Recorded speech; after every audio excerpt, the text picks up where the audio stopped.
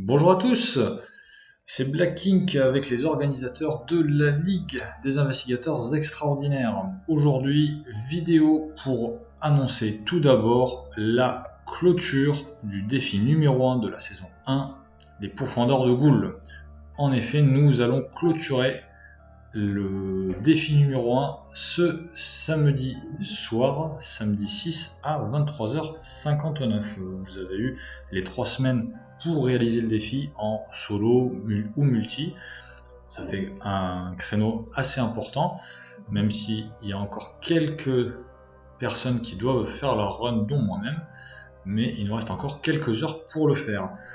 Merci beaucoup en tout cas pour la participation, l'engouement, le nombre d'équipes, parce que mine de rien, on a quand même beaucoup d'inscrits, c'est vraiment très sympa. Et on va dire que ce phénomène de Ligue d'investigateurs extraordinaires est quand même très bien lancé, avec pas mal de participation pour ce défi numéro 1. Dans la foulée, je vais vous parler du défi numéro 2, la chasse. La chasse, voilà, qui fait un peu écho au premier défi, comme vous l'avez vu, qui consistait à clairement botter le cul d'un certain nombre de ghouls, faut le dire. Pour autant, voilà, on est parti sur un concept un peu différent, un peu plus flexible. L'objectif du défi, c'est clairement voilà, de mettre en avant les talents d'enquêteur de tout un chacun, que ce soit via la violence, la baston, ou via les différentes possibilités de discussion avec les cultistes, comme vous pouvez déjà le deviner. Alors, particularité, déjà, on va un peu plus loin dans le concept des défis, on va mettre en place une mise en place justement spécifique, propre au défi. Vous avez les consignes ici. On a notamment, évidemment, le fait de se baser sur le scénario 2, les masques de minuit. Pour autant, pour plus d'équité, pour on va dire mettre tout le monde sur des conditions de jeu similaires, on vous demande d'utiliser les mêmes versions tous de la carte du centre-ville et du quartier sud, qui sont les deux lieux qui peuvent avoir deux versions lorsque l'on joue ce scénario sans le renouveau. Donc on vous demande la version numéro 130 pour le centre-ville et la 126 pour le quartier sud. On va dire élément spécifique au défi aussi, la maison, le lieu, votre maison, il sera en jeu. Il sera en jeu, pour autant, on estime que la maison est en ruine, elle a flambé, on a choisi de détruire la maison et d'avoir Lita avec nous, et du coup, si elle est en jeu, elle n'est pas accessible aux investigateurs. Pourquoi? Parce que, en fait, le prêtre ghoul est encore vivant, même si vous avez réussi à le tabasser comme il faut. Il sera généré, comme vous pouvez le voir dans le dernier point, dans la maison inclinée, et il fera partie entière du défi.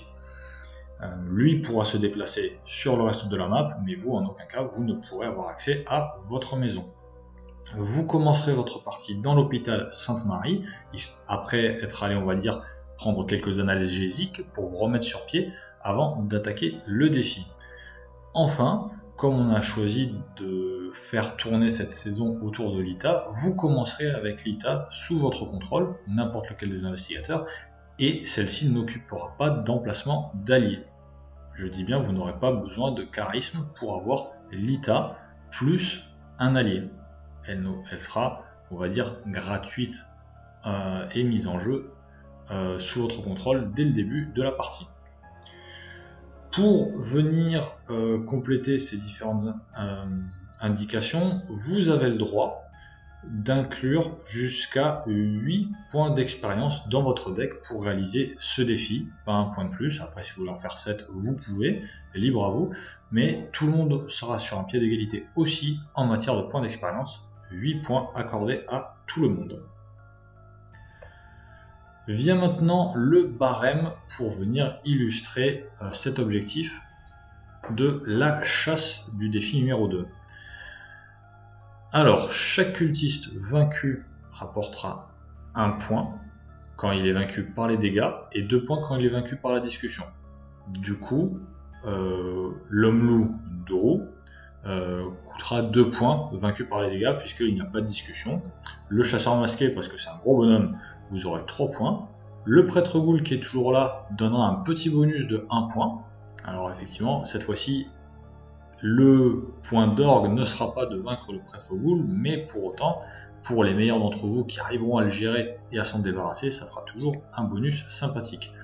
On reste sur cette règle de moins 2 points par investigateur vaincu. On prend aussi moins 2 points si l'ITA est défaussé par n'importe quel effet de jeu au cours de la partie, qu'elle soit vaincue par les horreurs ou par les dégâts, ou par des cartes qui vous font défausser des soutiens. Et enfin, si il est minuit passé, donc vous savez en fait si le seuil de fatalité atteint la fin, le nombre de fatalités atteint son seuil lors de la dernière intrigue, vous aurez moins 1 point.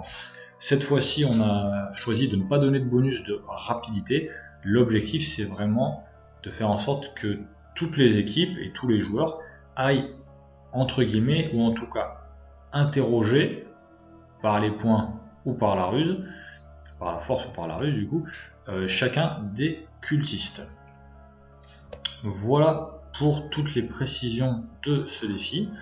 Le défi va courir de ce dimanche 7 mars minuit jusqu'au samedi 27 mars 23h59, ce qui laisse encore une fois un créneau de 3 semaines, 20 jours pour être précis, pour le réaliser. À l'issue de quoi nous passerons au défi numéro 3, dernier défi de cette saison.